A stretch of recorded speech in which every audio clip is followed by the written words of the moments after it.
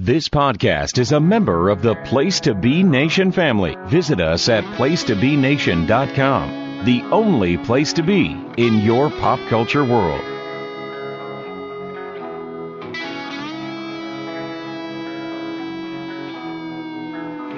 I heard you've been looking for me, but you look for trouble.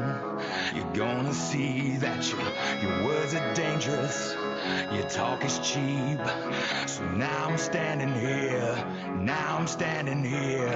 You tell yourself you know what to do when you realize that I am coming for you.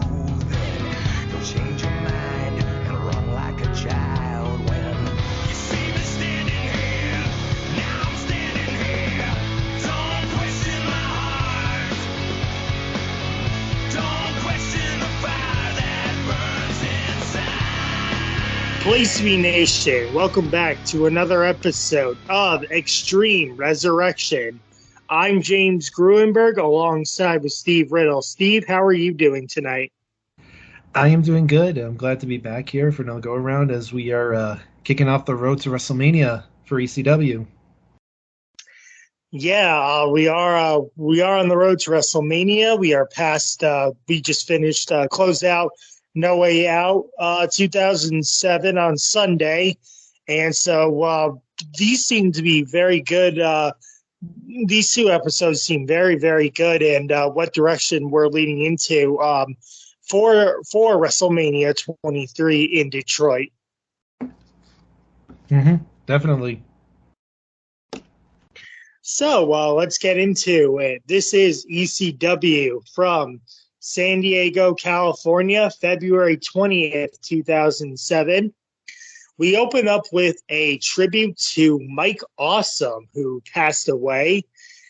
Mike Awesome was an ECW pioneer in the later years of ECW. 1999 and 2000 were mostly his years. He died of he actually killed himself in 2007.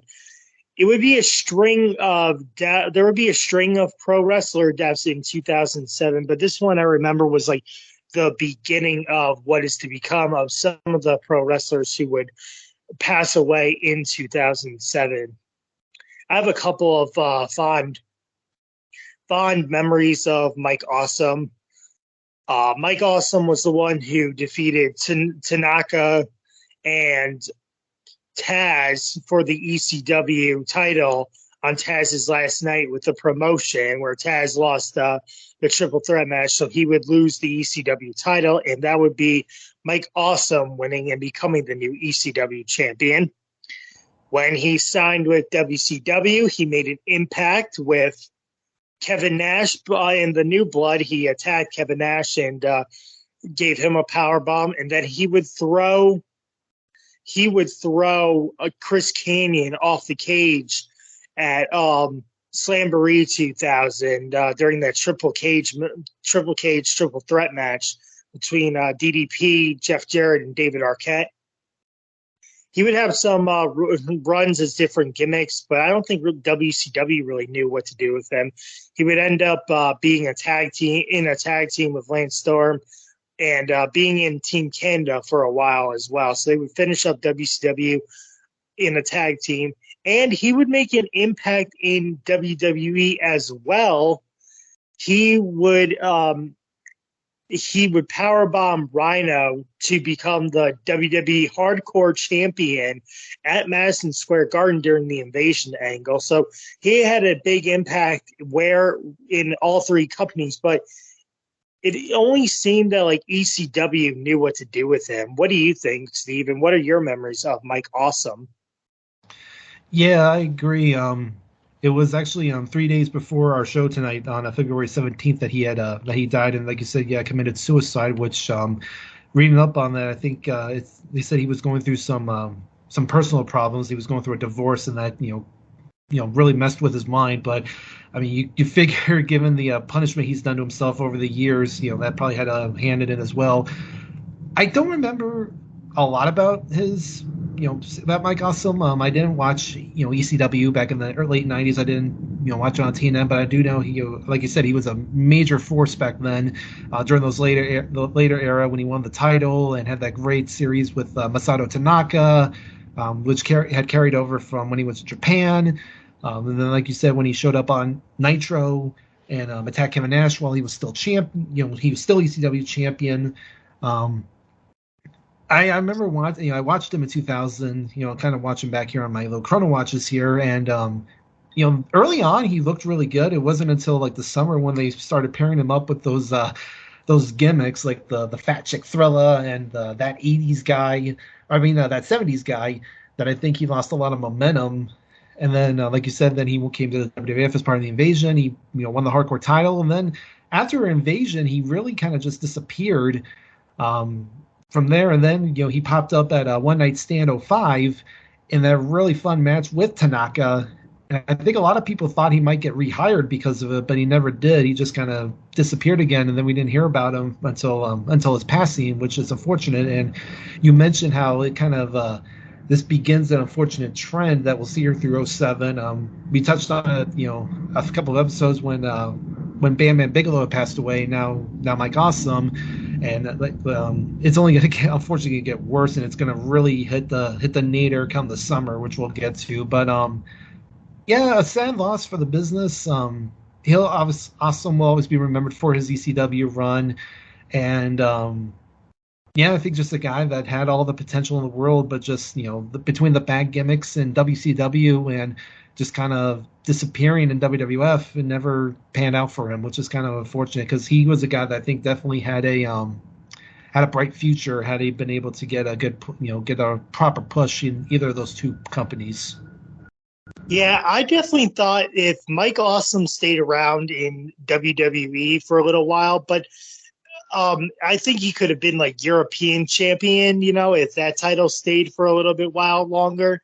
Maybe an Intercontinental champion at best, but that might be pushing it. But if you weren't a main guy in the Invasion angle, you were pushed off to the side.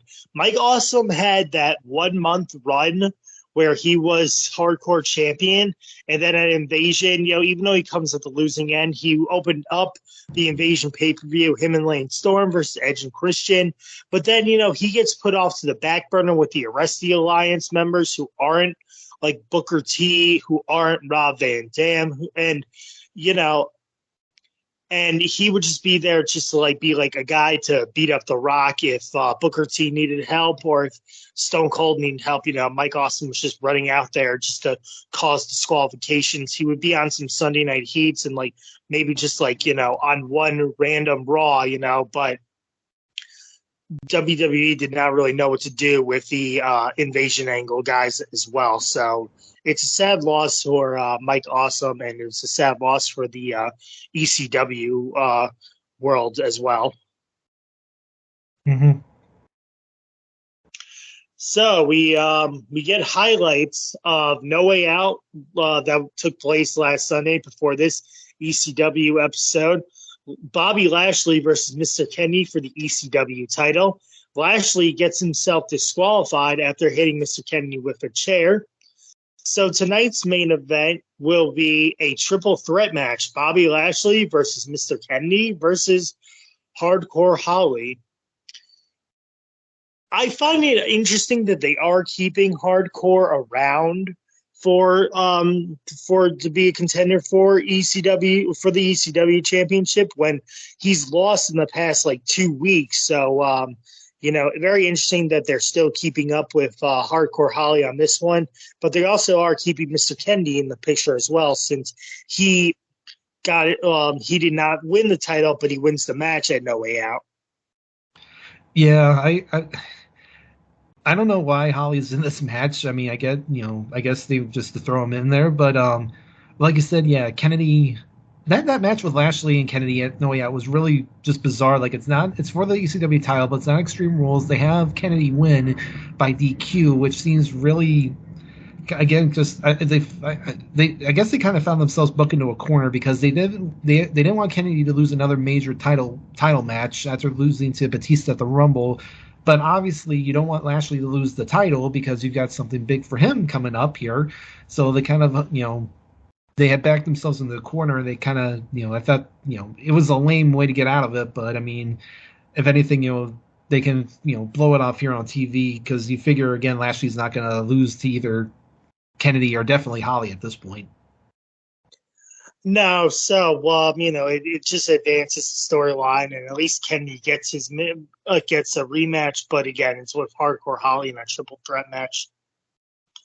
The New Breed entered the ring. They are celebrating their wins over the Originals last week. The New Breed are looking to beat up the Originals again, so they pick a man, and the Originals pick a man. It's going to be Kevin Thorne versus Rob Van Dam. Kevin Thorne punches by Thorne to start. RVD tries to pin Thorne. Clothesline to the outside. A crossbody by RVD to Kevin Thorne on the outside. There's a huge brawl by the ECW Originals and the New Breed. So this takes us to a commercial break. When we come back, all of the ECW Originals and the New Breed who aren't involved in the match are ejected. So now it's fair game. A spinning heel kick and a rolling thunder by RVD. The side kick by RVD. A huge cross body by Thorne. The windmill kick by RVD. And the 5-star frog splash. RVD wins. I gave this match 2 stars. A very good showing by RVD.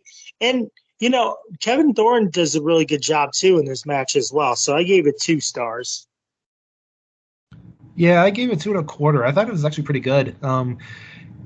Interesting pairing here with RVD and Thorne. I like how they got rid of, they had the groups out there, but then they got rid of them fairly quickly so that it became a one-on-one match. And, I thought Thorne showed some good fire here. I think he knew this was a big spot for him. He wanted to show that he belonged in the group. We kind of been touching on how he kind of looked, a bit out of place just based on the character, but he got to show off his skills here, and RVD, got his big moves in. He, some of those dives he took, he got a lot of distance on them. So, kudos to him for that. And I thought it was, fine giving RVD the win. The New Breed had pretty much dominated the Originals the last 2 weeks, so it was kind of, you figured the Originals had to get a win here at some point, so this was as good of a spot ever. If any of the 4 are going to get a win, it's going to be RVD. So, and if you're going to have any of the Originals lose, New Breed lose, it would probably, Thorne would probably be the best guy to do so. So, good little showing here for both guys to kind of keep this feud percolating. Yes. So with that being said, we also so now we are 40 days away from WrestleMania 23 from here, and the legendary match that always takes place at WrestleMania is the Money in the Bank, where the competitors climb the ladder, they retrieve the briefcase. So with that being said, we have a Money in the Bank qualifying match. We have CM Punk versus Johnny Nitro. A headlock takedown by Punk, leaping sidekick by Nitro to Punk. Punk's always using his kicks on Nitro. A double underhook backbreaker by Punk. Buzzsaw kick by Nitro. Nitro misses the corkscrew moonsault. And Punk hits his move where it's the first go to sleep, but they're not calling it that. But Nitro lands his face right onto Punk's knees, and Punk gets the win with the GTS. So I gave this match also 2 stars. Very good performance by CM Punk and Nitro as they were battling to see who would go on to WrestleMania to have a spot in the Money in the Bank match. Yeah, I went 2 as well. Good little showing by both guys. This is a pairing we'll see a lot of this year, so obviously we'll get used to that. But this I thought was a great way to give Punk an opportunity to get on the WrestleMania card. He deserved to be on there. Putting him in the Money in the Bank was a good choice. And, I thought Nitro, considering, he seemed kind of aimless at this point, I thought this was, again, a good showing for him. He got to show off some of his skills, some of those those unique moves he was doing looked good. The corkscrew moonsault was beautiful, even though he missed. And like you said, the first instance of Punk hitting the move that will eventually become the GTS. I thought it was good to kind of mix it up for him. As much as I enjoy the Anaconda Vice as a finisher, I thought Punk needed a really more impactful finisher, and that's definitely it. But yeah, good little showing for both guys, and it'd be interesting to see how Punk handles himself in the Money in the Bank match. Yeah, I thought that this was very good. You do need a pin, like a finisher that'll pin your opponent. Not that submission finishers are a problem, as we see when Chris Jericho applies the walls of Jericho, or Chris Benoit's crippler crossface. They're good, but sometimes you also need a backup, and the GTS is a fine backup move for Punk pinning his opponents. So CM Punk will go on to WrestleMania 23, and he will be in the Money in the Bank ladder match. We go backstage, and Mr. Kennedy is doing an interview. Kennedy thinks that it's unfair that it's not one-on-one with Lashley, which I do agree, Steve. I feel like there should be a rematch, and I don't understand what Hardcore Holly is doing in the triple threat match, like you said. So Hardcore Holly says he is going to walk out with the ECW title. So yeah, Hardcore Holly saying he's going to walk out the ECW title. So we'll see what happens in the main event. But first, we have a returning ECW superstar who has not been on any of the shows in recent weeks. Oh, nor has his tag team partner, La Resistance, showing up randomly out of the blue. We'll tell you why, but they're facing Los Luchas. This is basically a squash match, but if you look, La Resistance is looking like they're on the juice now. Rene Dupree and I believe it's Saban Grenier, they are looking buffed up here. I thought they had some natural born thriller edges here. They look buff, but nothing really to see here. One of the guys hit the floor really hard, and that was about it. I gave this a dud.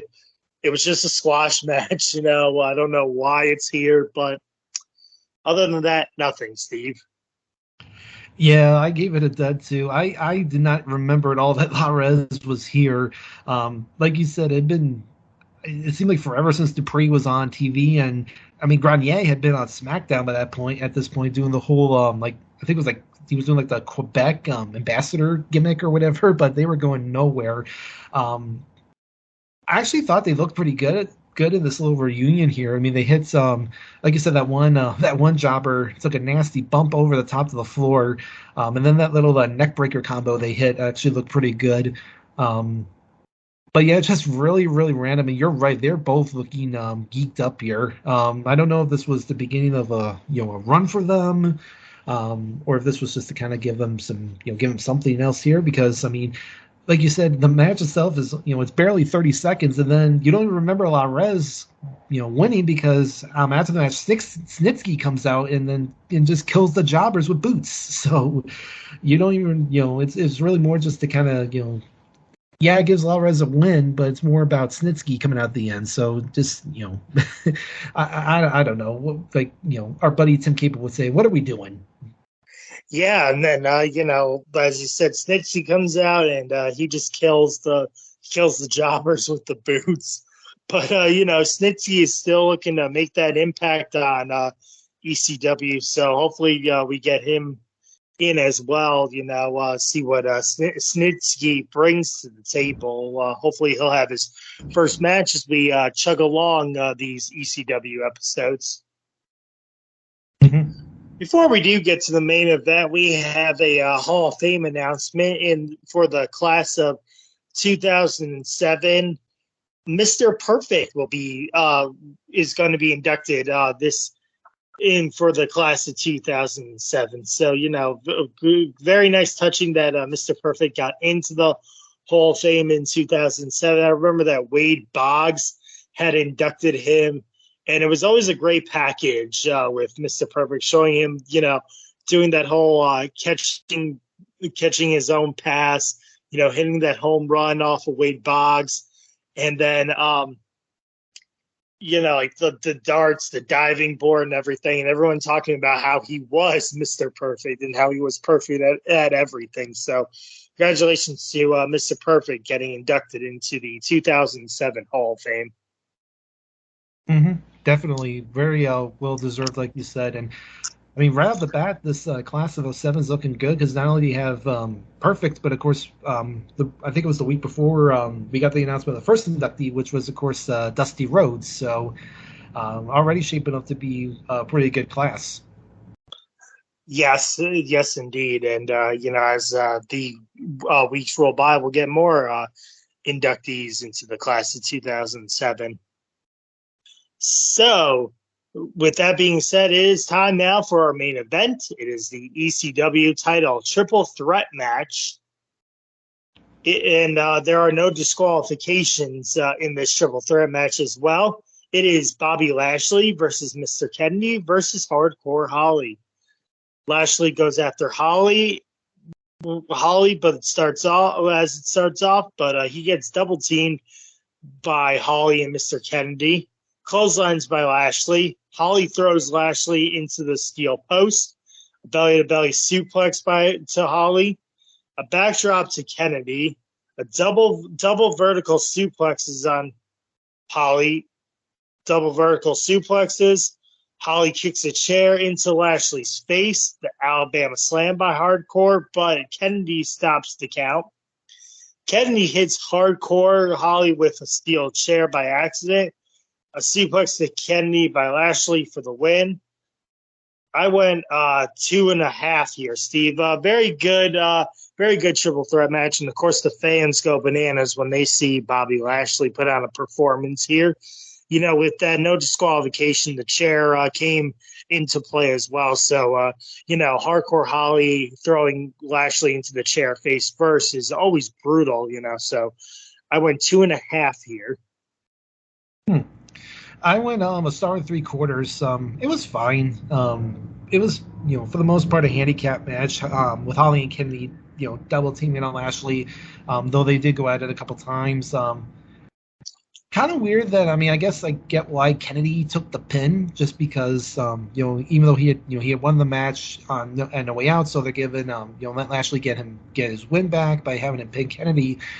But now, unfortunately, you've just given themselves an out for the Holly feud to continue, because Holly can now say, "Oh, I wasn't pinned in the match, so I still deserve another shot." So it seems like Holly's going to somehow, maneuver his way into another opportunity here. And I don't want to make it seem like I'm, being hard on Holly, because I'm not, because I know they need, something to fill these weeks here for Lashley. But it just seems like you can tell the roster depth is starting to kind of rear its ugly head here, because you've got you got the Originals and New Breed kind of, obviously doing their thing. You've got your top, you probably your biggest face in the, besides Lashley, which is Punk. He's now going to be occupied with Money in the Bank. And you've got Lashley here, who's about to get into something major that we'll talk about on our next episode. And it just seems like you have nobody else here, so you're kind of just stuck with, somebody like Holly, feuding with Lashley here. So, we'll see how things continue on, but it just seems like it's time for Lashley to move on to something different here after being, stuck here with Holly for like the last month. Yes, it is probably time for it to move on. I mean, you could pull the trigger on Snitsky, because he's looking like he's going to be the new big bad bully heel. So I would like to see what they do with Snitsky as well as we chug along here. But like you said, Bobby Lashley is going to be moving on. From Hardcore Holly into something bigger. But you can be hard on Hardcore Holly as long as you want, because he's also featured in our next episode with Bobby Lashley, as we get on to ECW February 27th from San Jose, California. So back to back here in California. I'm surprised that as you know, also that the ECW teams up with SmackDown. So surprised they went back to back with both shows in a 2 week span. Were both in California. Mm-hmm. Well, I was, I found that interesting myself, and I was kind of just looking here on historyofwwe.com, and apparently in between the tapings, they actually did a brief week in New Zealand. So I'm guessing that's probably why they wanted to keep the shows, kind of close by. So that's why they, did back to back in California. So I thought that was kind of interesting, that they did a weekend New Zealand of all places. Yeah, so we get a recap of Raw, and the Battle of the Billionaires match is going to take place at WrestleMania 23. Mr. McMahon picks Umaga to represent him, and Trump picks Bobby Lashley. So Bobby Lashley is going to be representing Donald Trump in the Battle of the Billionaires versus Mr. McMahon and Umaga, where if Bobby Lashley wins, Mr. McMahon gets his head shaved, and if Umaga wins, Donald Trump gets his head shaved. I was talking with my mom about this, and she was like, I wonder if this is a way for them to finally give Donald Trump the haircut that he wants. But, when we get into WrestleMania 23, we'll talk more about that. But, so Battle of the Billionaires is on. Mm-hmm. And interesting matchup of all things. I don't think when they've made this announcement, I don't know if anybody thought it would be Lashley and Umaga, especially if you read kind of the rumor mills around that time. They were thinking about wanting to bring Hogan back in because it was going to be the 20th anniversary of WrestleMania 3, so maybe put him in there with somebody like a Great Khali or somebody else. But I mean, kudos to them to think that think enough of Lashley and Umaga to give them such a major high profile match, because this is pretty much what's selling Mania 23. I mean, yeah, we have Shawn, Cena, and Taker, Batista, but much of the publicity surrounding this Mania is going to be around this Battle of the Billionaires. So to have Lashley and Umaga kind of be in the spotlight, good for them. I also remember hearing around the rumors that it was going to be Hulk Hogan, and if the Big Show hadn't asked for his release, or if he didn't get released, it was going to be the Big Show. So it was going to be like Hulk Hogan versus some form of Andre the Giant 20 years later with the Big Show. So remember, the Big Show was going to be a candidate to face Hogan at WrestleMania 23. But as we all know, those plans changed, the Big Show getting released. So, Umaga versus Bobby Lashley seems like a very good matchup. You got the Samoan bulldozer versus this huge Olympic athlete here. So we'll see how that turns out when we get to WrestleMania 23.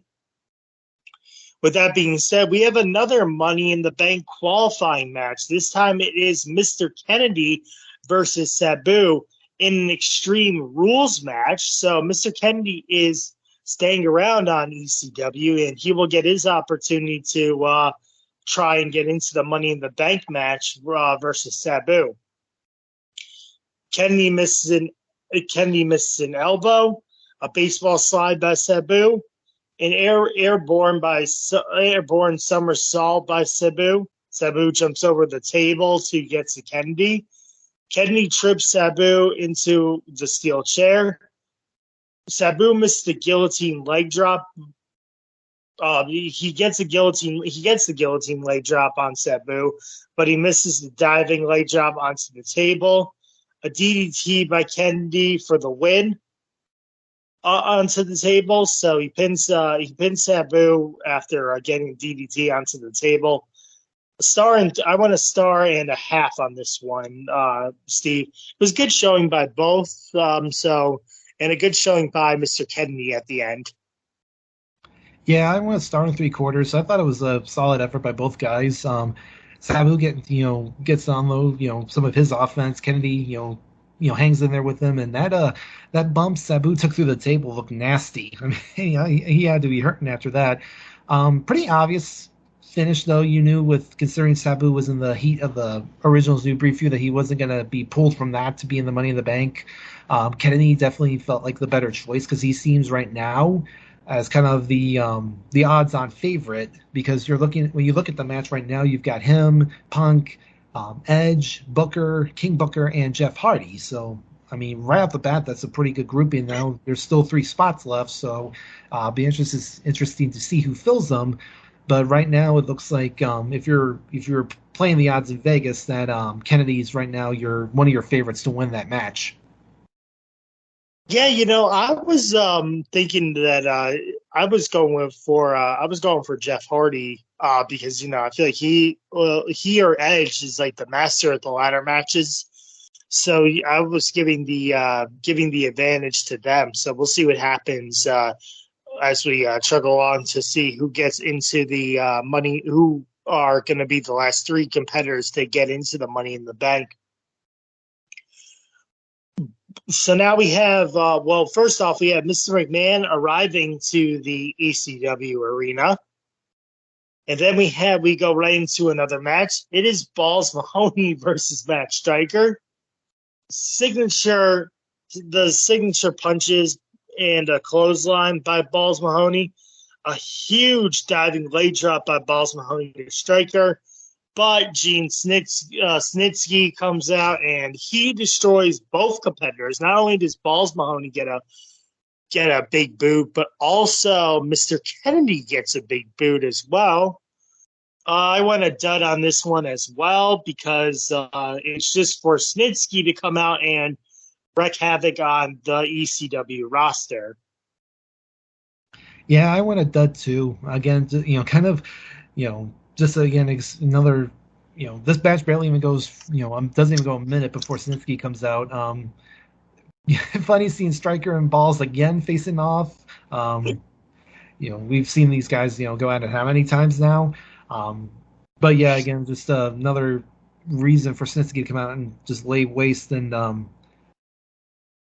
I think it's got to be time soon that we get Snitsky into a feud. I mean, yeah, him coming out like just destroying guys is fine, just to kind of get him established here in ECW as a new monster heel. But at some point, you gotta have somebody kind of step up and say, hey, enough's enough. I'm gonna take this guy out. So hopefully, as we get into March here, we get Snitsky into an actual feud.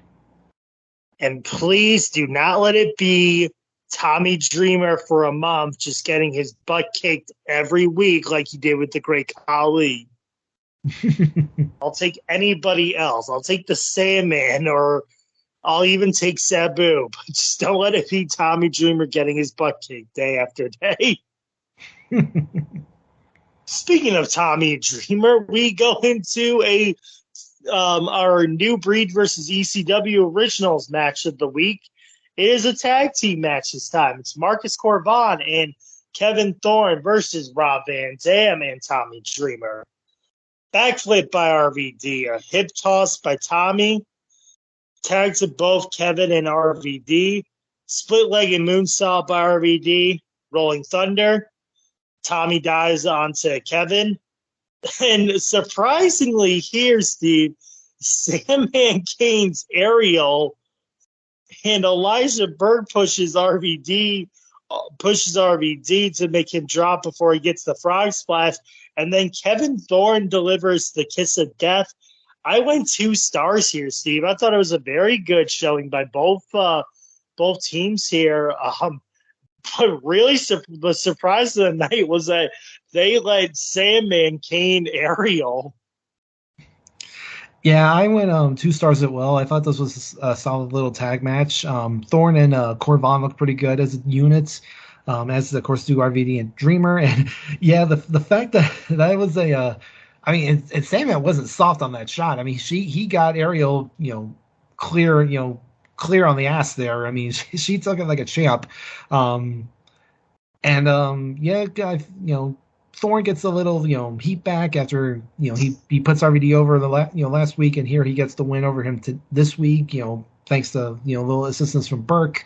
The new breed continues their basic dominance in essence of the originals. I mean, yeah, RVD got the win last week, but that was one win. I mean, the new breed have now won, I think, three of the last 4 weeks. So they're currently, on a good run here. They've got the originals number to this point.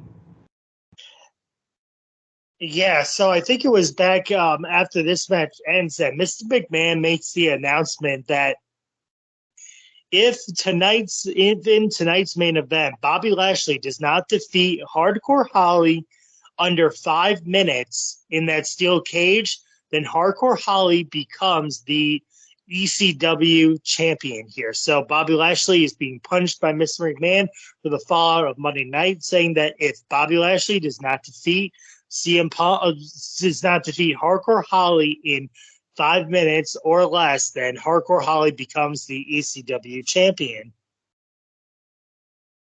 So, another challenge for Bobby Lashley here as he, again, is paired with Holly, but this time it's a steel cage match, so the ECW crowd is treated as something good here. Mm-hmm. Yeah, I mean, put in the cage is fine, and interesting that they had that little stipulation there to maybe put some down on that. But again, I think going in, a lot of people probably figured Holly was not going to win the title because he's already, he jobbed clean twice before, and he's lost the previous week. So, guess we'll just have to wait and see. Yeah, so I guess you're still not done yet. Going hard on Hardcore Holly, are you, Steve? Well, I mean, it's it's as long as this is it, this has, at this point, you're going all out here with, the gimmick of the cage match. You're putting the stipulation on. You're honestly, really, this isn't more about Holly getting another title shot. This is just about, Vince putting the screws to Lashley. Yeah, but I think it's very good to enhance the storyline with Bobby Lashley and Mr. McMahon as we go along. So, as we've seen in the last episode, we covered returns of people coming back onto ECW after not being seen for a while. We have another return to ECW television, as it is CM Punk versus Stevie Richards. So we haven't seen Stevie in a long time. He's faced off with CM Punk as well, but I guess they didn't have anybody else, and they wanted to see CM Punk wrestle, so they just threw Steven Richards out there. Diving clothesline by Punk. I really sort of not a whole lot from this one, but a diving clothesline by Punk, and the running knee by Punk, and then the GTS by Punk for the win. I went 1.25 stars here, Steve. Not much showing from Steven Richards, but another good showing by Punk. So 1.25 stars. Yeah, I went 1.5 stars. It's like, again, Stevie, another guy we haven't seen in a while. Where's he been? But if anything, it's a good, showing here for him. He gets, to show off a little bit of offense here before eventually putting Punk over. And like you said, I think this was just an opportunity to, get Punk, give Punk another win here to build more momentum to the Money in the Bank match. So, good showing by him. And, Stevie's a guy that can, put Punk over strong, which he did. So nothing much to say else about this match. No, not at all. So now it is time for the main event. It is Bobby Lashley versus Hardcore Holly. Lashley must win in 5 minutes or Hardcore Holly becomes the ECW champion. A shoulder takedown by Lashley. Hardcore gets busted open as he gets thrown into the cage. Lashley runs into the boot by Holly. Holly is then trying to climb out of the cage. Out comes Umaga. Out comes Umaga with Armando Alejandro Estrada. a suplex by Holly, a chair shot to Lashley's head, belly-to-belly suplex. Holly gets hit by the chair, power slam to Holly with 30 seconds left. Bobby Lashley pins Hardcore Holly to retain the ECW title. Post-match, Lashley stares down Umaga, and then Bobby Lashley runs and shoulders tackles the side of the cage, and the cage collapses on Umaga. So Lashley goes right into the steel cage with a shoulder block, and he crashes into Umaga with the cage itself. So the cage falls and hoots Umaga. This was a crazy spot here. As for the match, I went a star and 3/4. It was good. Good odds on. It seemed like it was very good odds on Hardcore Holly as he tried to survive the 5 minutes to become ECW title. But it was a great finish that it came down to the wire with Lashley getting the win over Hardcore Holly, and that post-match shoulder tackle where the cage falls on Umaga was great. Oh yeah, definitely. I went a star and 3/4 as well. I liked the match. I thought it was a good showing. Holly got some good, decent offense in, but eventually, does the right thing and puts Lashley over strong, with some time to spare. So they put Lashley over as having beaten him, being able to be within the time limit. Like I said, hopefully that's that pretty much puts an end to Holly. He's basically gotten his month to get with Lashley, and he did put him over 3 times, so I will give him credit on that. But then, you don't even remember the match. It's just, what happens afterwards. I mean, that's a pretty memorable moment there for Lashley, when you don't really hear a lot of when it comes to his career. I mean, he's had, some great moments, during this run, and then when he returns, but you don't hear a lot about this moment of him, diving into that, the side of the cage and having to knock over on top of Umaga. I mean, that's a big moment there for him. So, really, putting himself over, getting himself over here at the expense of Vince and Umaga. So it's going to be interesting to see how they keep this momentum going into Mania. Yes, indeed. So that's going to close out the two show. That's going to close out the show here.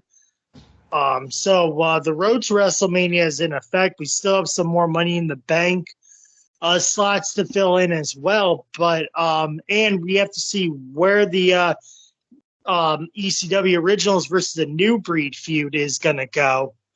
So a lot to look forward to as we march on to WrestleMania 23. Before we go, Steve, do you have anything that you want to plug or that you can direct listeners to? Yeah, so be sure to check me out over on the PTB Pop Experience. I have a couple shows going on over there. I have Pop Goes to Classics, where myself, Andy Atherton, and Miranda Berthold are going through all the Disney animated films. A little bit of a break here, with one of us being in Germany, it's a little hard to do scheduling, but we should be back at the beginning of next year with Hercules. So I'm looking forward to getting into that movie. I also have Making Mount Rushmore, monthly show that I do over there. And then, of course, I do are part of the Video Jukebox Song of the Day. Every Monday through Friday, a different voice, whether it's myself, it's usually Andy. I know Keith Langston's getting involved a lot more.